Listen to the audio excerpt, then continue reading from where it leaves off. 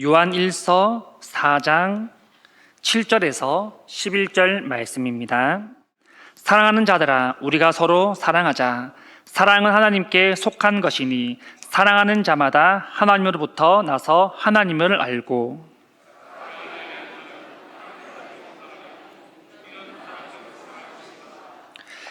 하나님의 사랑이 우리에게 이렇게 나타난 바 되었으니 하나님이 자기의 독생자를 세상에 보내심은 그로 말미암아 우리를 살리려 하심이라.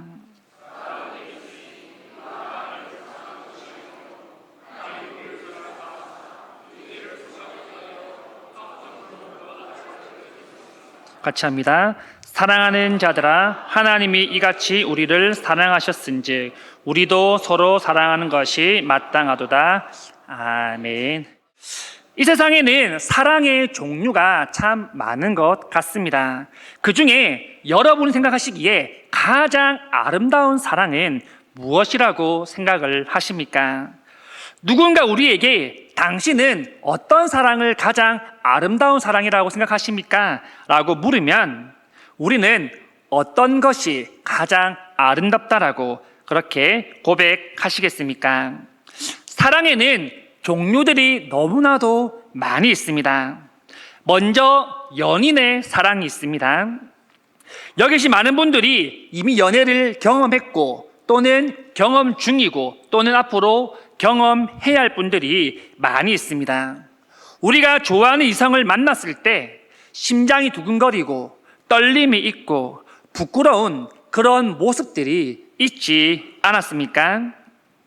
사실 꾸며도 큰 차이 없는 것 같은데 거울을 보면서 이성에게 잘 보이기 위하여서 나를 꾸미고 평소에 쓰지도 않는 아빠 향수까지 빌려서 그렇게 뿌리면서 멋을 내기도 했던 그런 연애 시절들이 누구나 있었던 것 같습니다. 이러한 연인의 사랑은 끈적끈적한데요. 저와 아내와 연애는 6년 정도를 했었습니다. 저는 29살에 결혼을 하게 되었는데요. 아내가 첫사랑이기도 합니다. 네, 처음 연애를 하는데 고수는 없지 않습니까? 그래서 모든 게 다 서툴고 어색했습니다. 그러나 생각해보면 저는 참 나쁜 남자 스타일이 아니었나라는 그런 생각을 하게 됩니다. 아내는 애정 표현이 많았고 반면에 저는 경상도 남자의 특징, 표현을 잘 못하고 무뚝뚝한 그런 남자였습니다. 아내는 매일같이 사랑해라는 문자를 남기는데요. 물론 저도 답장했습니다. 사랑한다고. 그런데 연애를 하면서 매일 만나고 집에 들어가는 그 순간에 또 보고 싶어라는 그런 문자를 보내는 겁니다. 이때 제가 나도 보고 싶어라고 했으면 얼마나 만점짜리 남자친구였겠습니까? 제가 뭐라고 생각했겠습니까? 금방 봤는데 뭐가 또 보고 싶어? 저처럼 하면 큰일 납니다.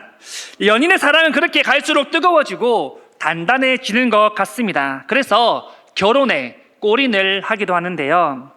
연애할 때면 떨어뜨리면 어떻게든지 다시 만나려고 노력하고 같이 붙으려고 하지만 이상하게 결혼하면 서로 먼저 집을 나가려고 한다고 합니다. 물론 제 이야기는 아닙니다. 그리고 우리 부모님의 사랑이 있지 않습니까? 부모님의 사랑 우리가 어찌 잊을 수 있겠습니까? 보통 어른들이 이런 말을 많이 하셨습니다. 애를 키워봐라. 그러면 부모가 얼마나 힘든 줄 안다. 진짜 그런 것 같습니다.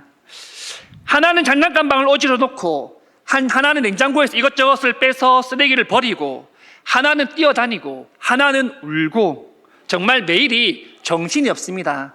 저희 집의 벽에는 낙서가 가득합니다.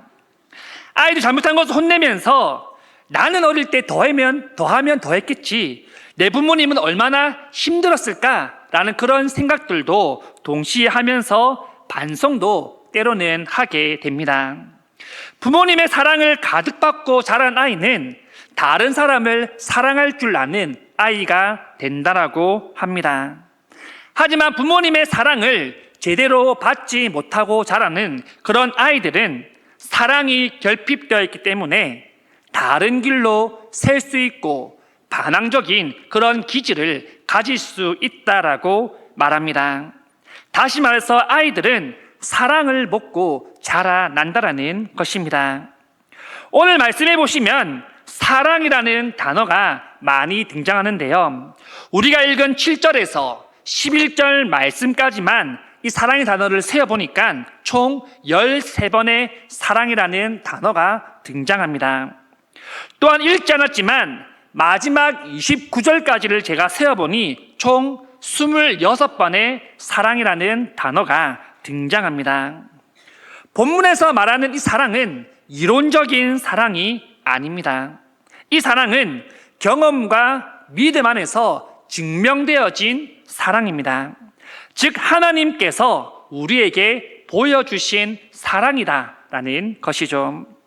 그렇다면 하나님께서 우리에게 보여주신 사랑은 과연 무엇입니까? 바로 그 아들 독생자 예수님을 우리에게 아낌없이 보내주신 그 사랑이다라는 것이죠. 하나님의 사랑은 자기 자식을 우리에게 내어주시고 또한 우리들이 하나님 안에 거하게 살도록 하시며 자녀로 삼아주시는 그러한 사랑입니다. 세상에 너무나도 많은 사랑의 종류가 있지만 그 중에 가장 아름다운 사랑은 바로 우리 하나님의 사랑인 줄 믿습니다. 오늘 본문 위에 파란 글씨로 하나님은 사랑이시다라는 부제목이 있는데요. 하나님께서는 사랑 그 자체이십니다. 사랑의 근원이시죠. 그렇다면 하나님의 사랑을 통하여서 우리가 배울 수 있는 것들은 무엇이 있을까요? 첫째는 사랑은 하나님께 속해 있다라는 것인데요. 7절 말씀입니다. 사랑하는 자들아 우리가 서로 사랑하자. 사랑은 하나님께 속한 것이니 사랑하는 자마다 하나님으로부터 나서 하나님을 알고. 우리가 연인이 아닌 형제와 자매에게 사랑을 표현할 때 우리가 어떻게 표현했습니까? 하나님의 사랑으로 당신을 사랑합니다 라는 그런 표현을 우리는 사용합니다. 왜 그렇게 표현을 할까요? 물론 그냥 사랑한다고 하면 착각하거나 상대방의 얼굴이 붉어질 수도 있습니다. 하지만 사랑이라는 것이 우리에게 속한 것이 아니라 하나님께 속해 있기 때문입니다. 예수님은 요한복음 13장 34절에서 이렇게 말씀하시는데요. 새 계명을 너희에게 주노니 서로 사랑하라. 내가 너희를 사랑한 것 같이 너희도 서로 사랑하라. 사랑은 하나님 우리에게 주신 계명입니다. 예수님이 말씀하시는 사랑과 우리 인간이 생각하는 그 사랑은 엄청난 차이가 있는 것을 우리가 알 수 있습니다. 오늘날 사랑에는 6가지의 종류가 있다라고 어떤 학자가 말을 했는데요. 첫째는 우리가 잘 아는 에로스 사랑입니다. 첫눈에 강하게 끌리거나 또는 연애는 감정의 불꽃이다라고 생각하는 사랑입니다. 둘째는 루도스 사랑인데요. 가벼운 관계를 좋아하고 다양한 사람과의 감정 교류를 하기를 원하는 그런 케이스의 사랑입니다. 세 번째는 스토르게라는 사랑인데요. 스토르게 사랑을 하는 사람은 오래 알고 지낸 사람에게 끌리는 편입니다. 연애에 있어서 안정감이 중요하다라고 생각하는 그런 사랑입니다. 넷째는 마니아 사랑이라는 건데요. 사랑에 빠지면 감정에 쉽게 휘둘립니다. 그리고 자주 불안해합니다. 그렇기 때문에 이성한테 나 사랑해? 라는 그런 말들을 자주 물어보게 됩니다. 다섯째는 플레그마 사랑인데요. 연애할 때 조건이나 미래나 서로의 가치관을 더 중요시 여깁니다. 그리고 마지막은 바로 아가페 사랑인데요. 상대에게 주는 사랑이 크며 내가 손해보더라도 상대가 행복했으면 좋겠다라고 생각하는 그런 사랑입니다. 금방 말한 사랑의 종류들의 차이점은 무엇이 있을까요? 앞선 5가지 사랑은 다 기준과 조건이 있었습니다. 그리고 그 기준은 내가 기준이 됩니다. 내 감정이 중요하고 내 마음이 중요합니다. 하지만 예수님이 보여주신 그 아가페적인 사랑은 조건이 없는 사랑이라는 것이죠. 내가 어떤 사람이며 내가 어떤 위치에 서 있는지는 아무것도 중요하지 않다라는 것입니다. 이런 아가페적인 사랑이 하나님께 속해 있기 때문에 하나님께 속한 자들만이 하나님의 사랑을 나타내며 나눌 수 있는 줄 믿습니다. 하나님의 사랑으로 모든 사람을 사랑하며 섬길 수 있기를 간절히 소망합니다. 둘째는 하나님께서 먼저 사랑하셨다라는 것입니다. 본문 10절 말씀인데요. 사랑은 여기 있으니 우리가 하나님을 사랑한 것이 아니요 하나님 우리를 사랑하사 우리 죄를 속하기 위하여 화목제물로 그 아들을 보내셨습니다. 본문 10절에 보시면 사랑은 여기 있는데 우리가 먼저 사랑한 것이 아니라 하나님께서 우리를 먼저 사랑하셨다라고 그렇게 고백하고 있습니다. 이 말은 사랑을 할 자격이 우리에게 있는 것이 아니라 하나님께 속해 있다라는 것입니다. 하나님께서 우리가 하나님을 알기 전에, 사랑하기 전에 먼저 우리를 사랑하고 택하여 주셨다라는 것이죠. 그 결과 하나님께서 그 사랑하는 독생자 예수 그리스도를 화목제물로 우리에게 내어 주셨다라는 사실입니다. 여러분, 얼마나 사랑하면 가장 사랑하는 하나밖에 없는 독생자를 내어 줄 수 있겠습니까? 지금 이 시대에 사랑하는 사랑하는 자녀를 다른 사람 위하여서 내어 놓으라고 하면 줄 수 있는 부모가 누가 있겠습니까? 오히려 반면에 자신이 주는 일이 있더라도 자식은 줄 수 없다라고 부모님들이 동일하게 말을 할 것입니다.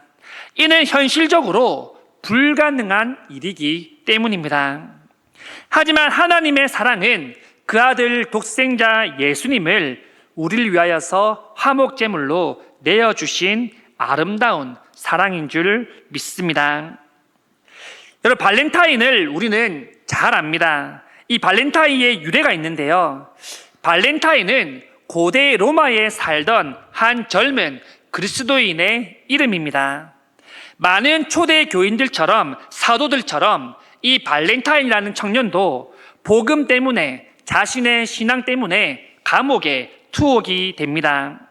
발렌타인은 감옥에 있으면서도 바울처럼 자신의 건강과 안부보다 자신이 복음을 전했던 많은 사람들의 건강을 신경 썼다라는 것입니다. 그리고 자신이 비록 지금 투옥 중이고 감옥 중에 있지만 내가 너희들을 사랑한다라는 그러한 마음을 알리기를 원했습니다. 이 발렌타인이 갇혀있던 감옥 독방에 손이 닿지 않는 한 곳에 제비꽃이 만발해 있었는데요. 그는 몇 개의 하트 모양의 잎을 뜯어서 발렌타인을 기억해 주십시오라는 그런 문구를 만들게 됩니다. 그리고 매일매일 메시지를 밖으로 보내게 되는데요. 그 메시지에는 나는 당신을 사랑합니다 라는 메시지를 적어서 매일같이 보냈다고 합니다. 이것이 기반이 되어서 성 발렌타인데이는 모든 사랑하는 사람들이 사랑하는 이에게 사랑을 전하는 그런 날이 되었다라고 합니다. 하나님께서는 우리를 사랑하셔서 그 사랑을 보여주시기 위하여서 우리에게 그 아들 예수님을 허락하셨다라는 것입니다. 이것이 정말 가장 아름다운 사랑이 아니겠습니까? 셋째는 우리도 서로 사랑해야 한다는 사실입니다. 본문 11절인데요.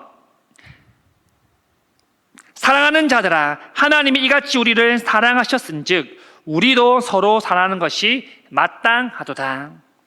요한은 가장 아름다운 하나님의 사랑을 말하면서 거기서 끝이 아니라 우리가 받은 가장 아름다운 사랑을 우리도 해야 된다라고 그렇게 전하고 있습니다. 여러분, 우리는 가장 아름다운 사랑을 다 받은 자들인 줄 믿습니다. 그렇다면 우리도 그 사랑을 전하는 자들이 되어야 되지 않겠습니까? 우리가 받은 그 사랑을 가족에게, 자녀에게, 이웃에게 전할 수 있기를 소망합니다. 우리가 받은 그 감격, 그 기쁨, 그 크고 놀라우신 사랑을 우리만 간직하는 것이 아니라 그 사랑을 나누면서 살아갈 수 있기를 소망합니다. 사랑은 여러분, 나누어질수록 커집니다. 사랑을 받은 사람은 또 다른 누군가에게 그 사랑을 전하기 때문이죠. 하나님의 위대하시고 크고 놀라운 그 사랑을 온 만방에, 온 세계에 전하는 것이 바로 우리의 사명이지 않겠습니까? 말씀을 맺겠습니다. 인간의 사랑은 에로스 사랑이다라고 부릅니다. 쉽게 말해 육체적인 사랑입니다. 그런데 이 사랑의 치명적인 단점이 무엇이겠습니까? 쉽게 식어버릴 수 있다라는 것입니다. 하지만 하나님의 사랑은 에로스의 사랑과 비교할 수 없는 아가페의 사랑입니다. 자신의 아들을 아낌없이 내어주시는 가장 아름다운 사랑입니다. 그리고 이 자리에 있는 모든 세대들은 그 사랑을 받은 자들입니다. 가장 아름다운 사랑을 받은 우리 성도님들이 그 사랑을 베풀며 전하는 삶을 살아갈 수 있기를 간절히 소망합니다.